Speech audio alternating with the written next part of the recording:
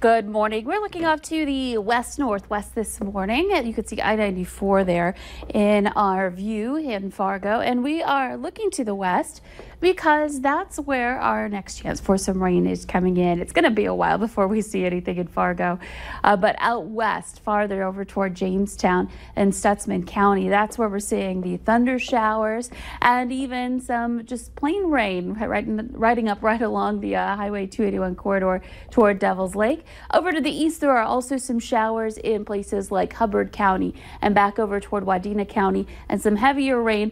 It looks like it's going to slide just east of us as that lifts northward, may just brush our very southeastern viewing area here this morning. But other than that, we are looking pretty quiet in between. Of course, we want to talk about those storms affecting Stutsman County. Jamestown, we've seen the rain push in and now kind of in the middle of it right now, but it is weakening a bit, this leading line. And you can see that there are still some areas of lightning happening just to the west of Jamestown.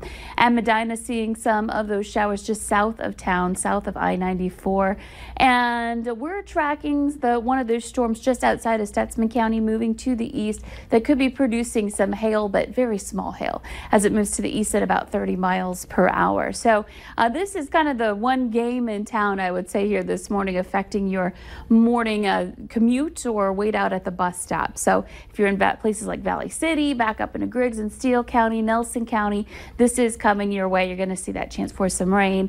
And overall, this is one part of one system that's going to be sliding through. So we do have chances for some rain and thunder coming up later today for the rest of us as well. So here's a look at our temperatures. We are warm. We're in the 60s to about 70 degrees to start off this morning. Fargo's right at 70. Wind is coming in out of the south. We've got some gusts into the 20s over by the Devil's Lake area.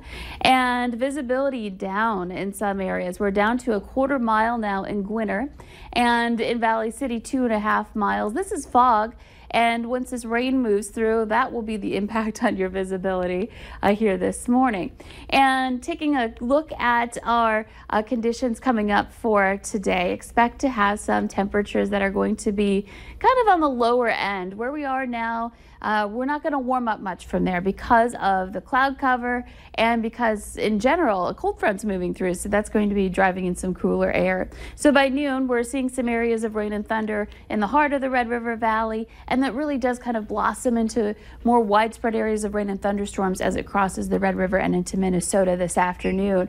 So heading home from school and from work in Minnesota, we're looking at that potential for some rain and some thunderstorms. Doesn't look severe, but of course lightning always dangerous to get caught out in, so keep that in mind as you're making your afternoon and evening plans. That moves on. We see that wind switch to a northwesterly direction, and that will start to usher in some cooler air for us overnight tonight and into the day tomorrow. So starting off the day tomorrow, back into the 40s, another cool start in a lot of places, and wind a bit brisk too. So it's going to feel a little raw to be outdoors tomorrow morning. And throughout the day, we'll enjoy lots of sun for your Wednesday, but it's not going to do much for us. We're going to see some temperatures that are going to be into the 60s for highs, and that's about it. So some places may get to that 70-degree mark, including Fargo, but a cooler day for us on Wednesday. So kind of a midweek drop in temperatures before we start to make a recovery. And we already see signs of that later tomorrow night. You can see that wind shift direction to a more southerly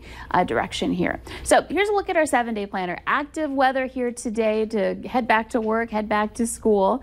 Wednesday cool again, and then we start to see those temperatures rise back into some upper 70s to near 80 by Saturday. So looking pretty good to start off the weekend with a chance for some showers and thunder showers returning on Sunday and into Monday. All in all, not bad, but definitely not the summertime heat we've seen. So I guess we're starting to make that transition here. We could still get into the 80s, but September is kind of that month where we start to lose a lot of that warmth that we've had all summer. Yeah, it's after Labor Day now. Yeah. Have to accept it. You say with like such disheartening tone in your voice. I like fall much better than winter, so as long as it stays fall for a while. Thank you, Lisa. If you're wanting to learn new ways to bring color to your food, one event in the area is here to help. We have the details just ahead.